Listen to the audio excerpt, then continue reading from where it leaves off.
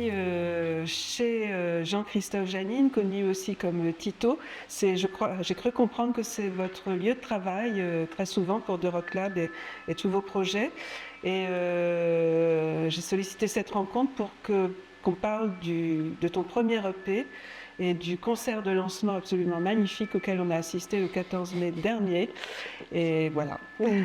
Donc je connaissais un chanteur-guitariste qui jouait dans des petites formations le plus souvent, qui m'avait accroché par la sincérité et le jeu de guitare. Et puis le 14 mai, j'ai découvert une bête de scène qui s'éclate comme un fou sur scène. Et je me demandais qu'est-ce qui s'est passé, quoi. Qu'est-ce qui s'est passé entre-temps pour nous offrir ce feu de joie. Wow. D'abord, merci beaucoup. Ce feu de joie-là, comme vous dites, a toujours été à l'intérieur. Et je voulais toujours s'exprimer de cette façon-là. Mais il a fallu un cheminement, il a fallu pouvoir être assuré d'une certaine façon. Pour moi, de plus en plus, je me suis rendu compte que la scène, c'était vraiment l'endroit où je me sentais le plus bien sur cette terre. D'accord. C'est là où je me sentais vraiment vivant, exister. Quand je suis sur scène, je sais pourquoi je suis là. En fait. C'est ce genre de sentiment-là que j'ai. Et moi, ce que je voulais faire avec The Rock Lab, c'est de partager cette aisance-là, en fait. Peut-être c'est aux jeunes artistes que c'est notre espace, en fait. Comment on définirait ton style musical? C'est quoi l'afrofusion de Manu Desroches, en fait? Parce que j'ai vu musique d'Afrique de l'Ouest. Ça, j'aimerais bien savoir pourquoi. Plutôt les musiques d'Afrique de l'Ouest et pourquoi pas l'Afrique du Sud ou l'Afrique australe, voilà, des choses comme ça. Afrofusion, j'ai choisi un peu cette appellation, parce que vraiment, j'arrivais pas à trouver un style exact pour définir Chapter Sound. D'accord. La musique que je fais. Afro, parce que il y a toujours cette influence d'Afrique. Ah oui, qui est très présente. Yes. Influence d'Afrique, et je dis Afrique de l'Ouest, parce que c'est beaucoup le style de musique que j'écoute, que ce soit avec des artistes comme Habib Koité,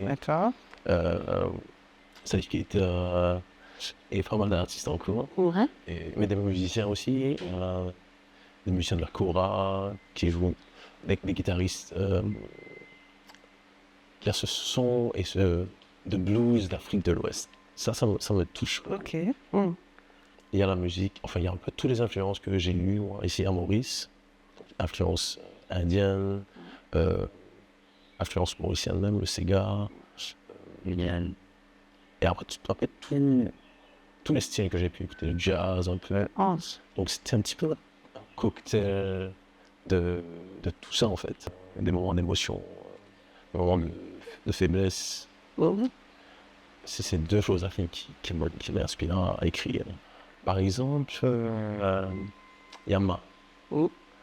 Très émouvant. Le refrain m'est venu il y a 7-8 ans de cela, dans un moment où je me suis un petit peu perdu dans la vie, dans l'esprit aussi. Et c'était un moment où j'essaie de me raccrocher à quelque chose.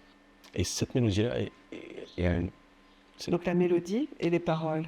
La mélodie et les paroles. Tu peux nous rappeler les paroles du refrain? C'est attrape la main, sinon tomber, éclaire-moi sinon, Mais là, ça a donné lieu à un des moments les plus émouvants en fait du concert où tu as appelé ta mère sur scène, la pauvre. Je pense qu'elle était à la fois très heureuse et un peu effrayée, j'imagine. Très effrayée. Mais donc c'était quand même assez incroyable de voir cette dame venir petit à petit s'installer sur scène et la chanson c'était pour elle, quoi. Les danseurs des frères Joseph à côté dansaient pour elle. Enfin c'était quand même merveilleux, quoi. Mais c'était quoi ton plus gros rêve musical quand tu étais petit? Tu rêvais d'aller où? Alors, moi, je pense que depuis petit, je suis un rêveur. Je suis un rêveur. Et un musicien. Depuis petit aussi. Petit. de pouvoir travailler déjà avec des artistes comme Eric Triton, comme Richard Boujon. Ce qui s'est concrétisé. Ce qui s'est concrétisé. On a travaillé pendant 6 ans ensemble. On a enregistré un album ensemble à Berlin. C'était Tritonique. Ouais. Exactement. Et après, j'ai rêvé des choses comme un jour jouer au Festival Créole, qui était une des plus grandes scènes de Maurice, plus grand festival. Et j'ai joué plusieurs fois avec plusieurs artistes. Tous les rêves se sont concrétisés, quoi. Jusqu'à présent, tout. C'est formidable. Là, il y a d'autres rêves encore. Ouais. Et c'est sur les différents morceaux. Boss, c'est un peu une chronique du monde du travail. Comment tu le présenterais Alors, moi, je dirais que c'est plus un peu raconté en forme, peut-être du monde du travail. Mais c'est plus un cri de libération, peut-être. De choses qui nous bloquent, d'une certaine façon. Ouais, c'est un geste de liberté, quoi. C'est prendre, se libérer des carcans. Exactement. Et c'est le boss qui incarne l'échelle. C'est ça. Il y a une chanson donc, qui est sur l'album qui est accompagnée par Ménoir, enfin qui est interprétée avec Ménoir. Yes. Et pourquoi Ménoir? Raconte ça, Bain des Dames. Tout d'abord, parce que Bain des Dames, c'est une composition de Ménoir. C'est un morceau de Ménoir. Et c'est un morceau que moi j'adore. Je trouve qu'il y a une profondeur, une dimension dans ce morceau-là, dans cette musique-là. À l'origine, c'est un morceau traditionnel, typique. Donc c'est juste les ravanes et la voix de Ménoir et les chœurs. Et ça, je trouve que c'est un morceau qui transcende. Moi, j'ai voulu rendre un hommage à ce grand monsieur, à ce grand artiste qu'on a la chance d'avoir. Ouais. Son charisme, sa présence scénique, ses mélodies.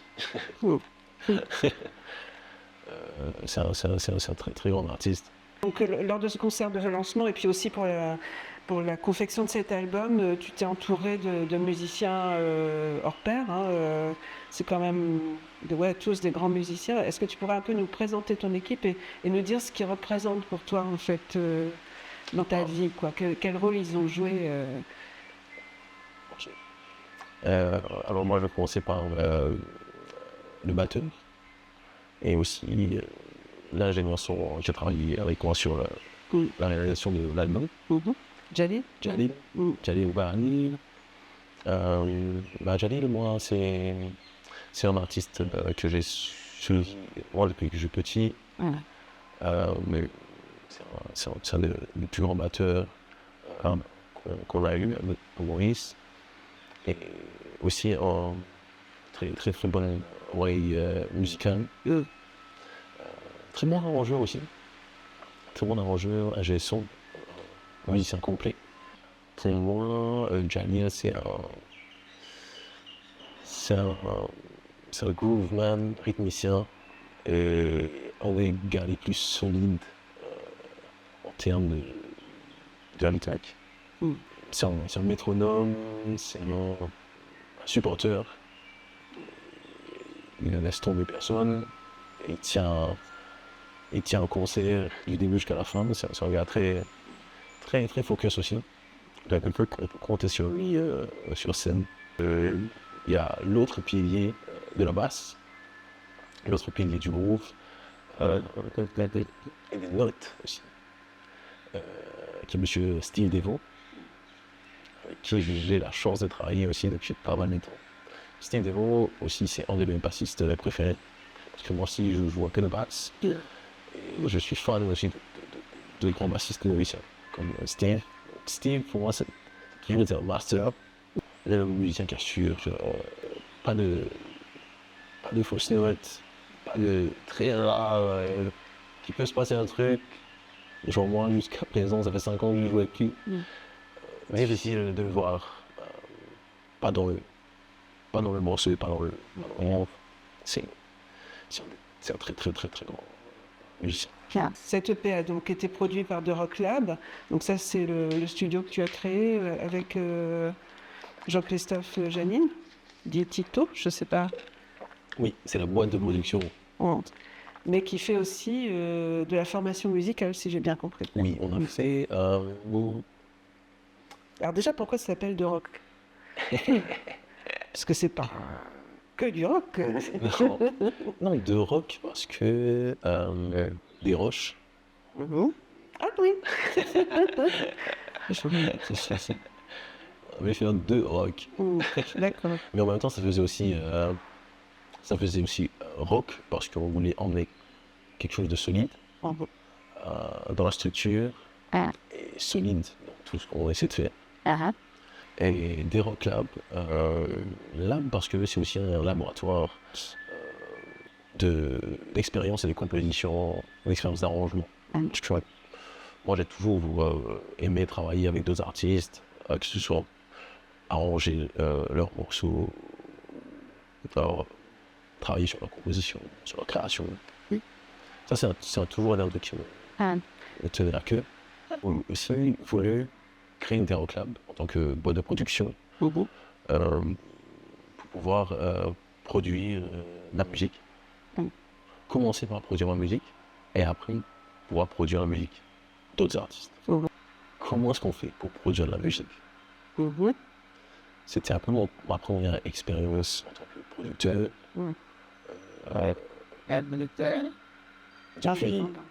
Indépendant, exactement. C'est indépendant.